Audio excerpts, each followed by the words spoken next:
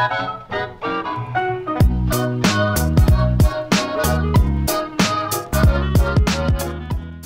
is going on, everyone? It's Nero and here for you some Battlefield 3, playing some Rush on the map Operation Metro using the support class. This is the M27, that's a light machine gun. It's a pretty good game.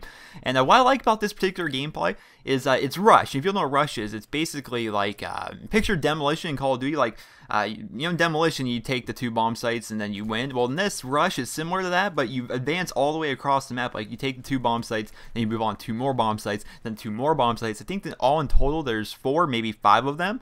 And it's a good game. I like Rush. It's probably my favorite game mode here in Battlefield 3. But we're playing here on the PC, so it's 32 versus 32, I think. And I'm playing support, and I go flawless this game, just being the ultimate support player. So what the support class is, I'm going to cover on this real quick, because some of you may not be Battlefield 3 fans, or may not know. So there's different class setups in Battlefield 3. There is Medic, Engineer, Support, or Recon. Recon is sniper rifles. Basically, you can set custom spawn points, you can set motion sensors.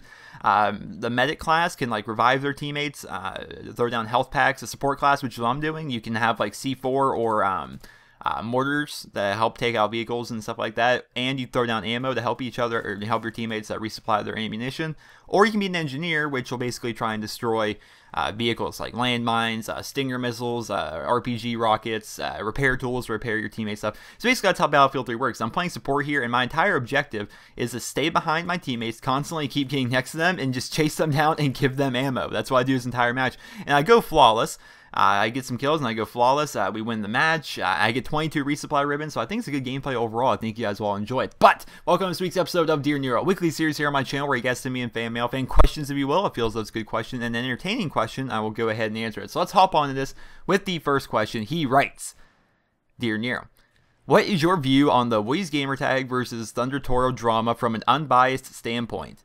The fan from the mountains. So first and foremost, I want to get this out of the way. I don't want to leech on the YouTube drama. That's why right there in the title of the video it says YouTube drama instead of, you know, Woody versus Thunder. You know, I don't want to leech on that. I don't want to get any extra exposure or attention because that's stupid. People do that. I don't like when people do that all too much. But let's talk about this. So you ask for an unbiased standpoint towards Woody's Gamertag versus Thunder Toro. And before we get into this, I'm going to kind of lay down the groundwork. So essentially, Thunder Toro, he's this guy.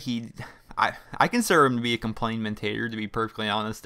You just click a random Thunder video, he just complains in it. And the video we're talking about is on slums. He basically... the beginning of the video, it's basically a clip of lag compensation not working or in his favor. He's on slums and he looks through this doorway and there's no one there. He turns around and all of a sudden he gets shot in the back. And when you look at it from the perspective of the other person who shot him, Thunder was looking right at him, but on Thunder's screen he wasn't there. And that's just a matter of the guy turned the corner, lag compensation worked in his favor. You know, he had a couple millisecond jump on Thunder and he shot him. And then Thunder rage quits and his theme song goes on. You know, that's the beginning of the video.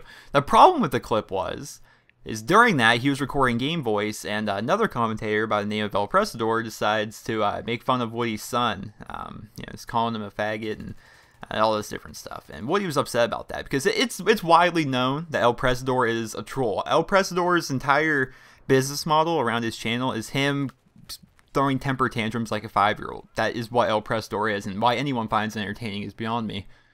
But Thunder, or Woody was more upset with Thunder than he was for El Presador, because El Presador is a known troll. He's, you know, he's that kind of thing. You know, everyone expects him to say the most stupid, retarded thing he possibly can, because that's what he is. That's who he is.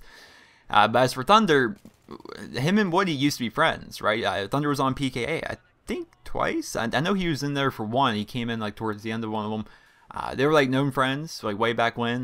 They used to, I don't know, they used to be somewhat, what would you call them, acquaintances, I guess. But he's upset at Thunder for facilitating that. And you asked for an unbiased standpoint towards this whole drama. There's no unbiased there. Thunder is facilitating the hate speech of a 9-year-old autistic child. Where everyone's like, oh, Thunder didn't do it, it's not his fault. Let me give you a little pro tip. Editing is very fucking simple. It really is. That clip at the beginning would have worked just fine without game audio. That clip at the very beginning would have worked just fine using a theater mode. If you use theater mode, it won't, the voice chat from that game won't show up. It was honestly that simple. In fact, so many people were fussing at the original video that he took it down and re-uploaded it without the audio of Alpressador making fun of Woody's son. Was it that hard? Why couldn't he do it the first time? Why? Because he's Thunder. He's likes to complain. He likes to start drama, and that's basically what he did. And why? Let's try this for an example. All right. So let's say hypothetically one of my friends within game chat is sitting here yelling at a black guy on the other team, saying every racist bigotry, just yelling racial obscenities nonstop, and I upload it. Am I not responsible for that? Because I could have cut that out. By uploading that and not cutting the audio, would be responsible for that hate speech, for facilitating that. Same thing goes for Thunder. Same thing goes for Elpress. Both of them are in the wrong. Both of them. Next question. He writes, Dear Nero. Nero, you rock. Best videos on YouTube. Anyways, what do you think about the new YouTube layout? In my opinion, it's pretty confusing and really dumb looking. Jasper. So the new YouTube layout, I'm sure the homepage hasn't changed around a whole lot, but the channels have. And the new channels are ugly. They're disgusting looking. And I don't want to change to it. I won't change to it unless like YouTube like forcibly makes it so like all channels convert over to this new format. Do I think it's even... Here's the thing.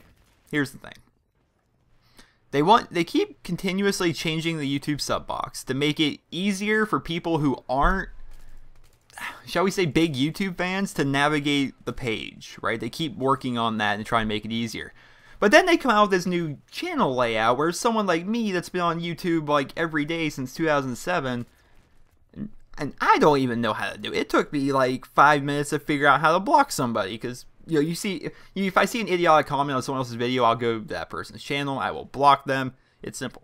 But if they're on that new layout, you have to like go to the About Me, then you gotta scroll down half the page, and it's hard to find where to block people. So I don't like the new layout, and I don't know. Maybe then again, I didn't like the layout we're on right now. I didn't like it when it first came out either. But then again, you know, I kind of like the layout we have right now. So who knows? Who knows? Maybe over time we'll get used to it.